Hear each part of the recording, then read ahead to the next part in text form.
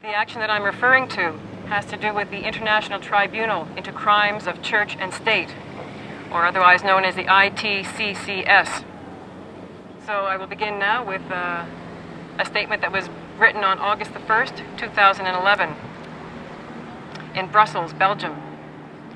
After more than a year of preparation, a network of community-based tribunals into crimes against humanity will officially convene in Brussels, London, Ottawa, and other cities on September 15, 2011, armed with the power to arrest and sentence guilty offenders, including the Pope himself.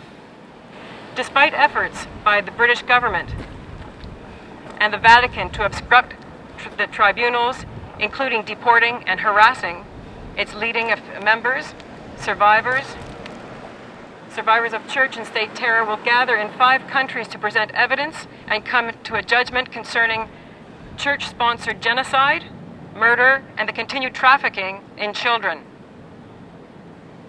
We have forensic proof now that countless children are buried in mass graves near former church schools, orphanages, and sweatshops across Canada, America, England, Ireland, and Australia, said ITCCS spokesman Kevin Annett on this day in August 1st. We intend to share this evidence before the world and bring indictments against the Roman Catholic and numerous Protestant churches, as well as the Crown of England, for mass murder and the continued trafficking and torture of children. To protect its witnesses and encourage local action by survivors and their allies, the ITCCS executive has decided to decentralize its tribunal process and extend its work throughout the months following its September 15th commencement. The accumulated evidence and full proceedings of the tribunals will be video recorded and compiled into a documentary film, and will be archived in a final summary report that will be submitted to the international community no later than January 31st, 2012. Equally important, the tribunals will bring common law legal judgments against the guilty persons and institutions, including Pope Joseph Ratzinger, and will impose community sentences against them that will be fully enforced by common law peace officers. Our traditions empower us to sentence and jail anyone who threatens our children when the normal authorities refuse to do so, explained ITCCS elder Jeremiah Jordan of the Cree Nation.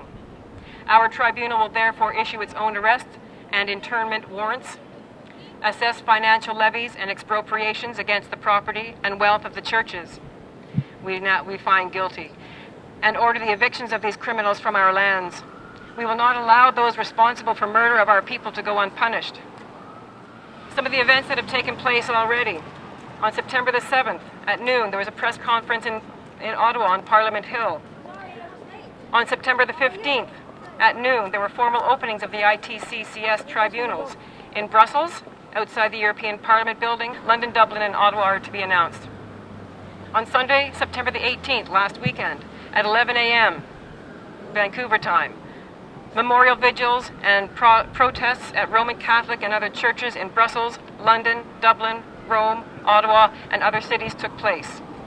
These church actions will continue every Sunday at the same time until October the 30th of 2011.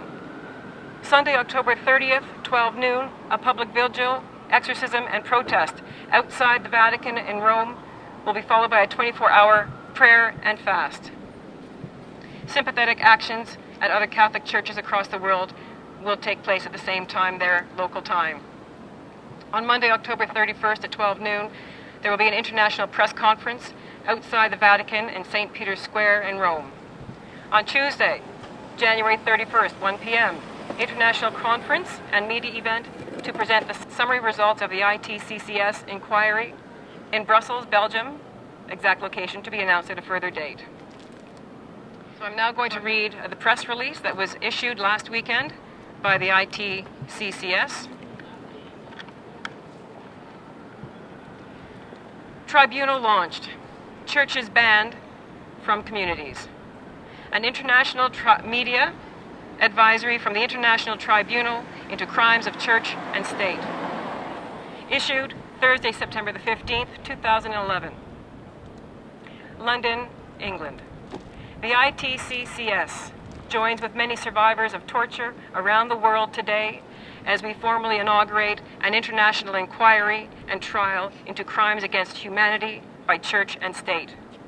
The elders of our tribunal have commenced a campaign by issuing a Banishment Proclamation against churches responsible for the torture and murder of our children, which is reprinted below and will be posted and read publicly across the world starting last Sunday, September the 18th, and we are beginning ours today. For the next 3 months, our network in Canada, the United States, Australia, Ireland, England, the Netherlands, Belgium, Italy, Germany, and Slovenia, and other nations will be documenting crimes committed against children, Indigenous peoples, and other innocents by the Roman Catholic and Protestant churches and their associates in government. Our work will culminate in a final report and documentary film containing the evidence required to indict these bodies for genocide and crimes against humanity. The next phase of our work, commencing in early January 2012, will involve the trial and sentencing of those groups and persons responsible for these crimes. We welcome the recent efforts to criminally prosecute Pope Joseph Ratzinger for his personal complicity in child abuse and trafficking. Outside the Vatican, at a mass protest at 12 noon on Monday, October 31st, 2011.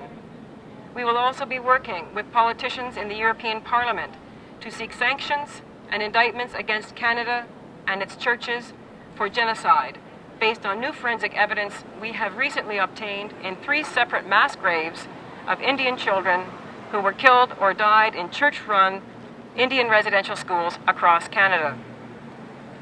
Our ITCCS forums will be open to the public and the media, who are free and encouraged to share and broadcast our evidence to the world.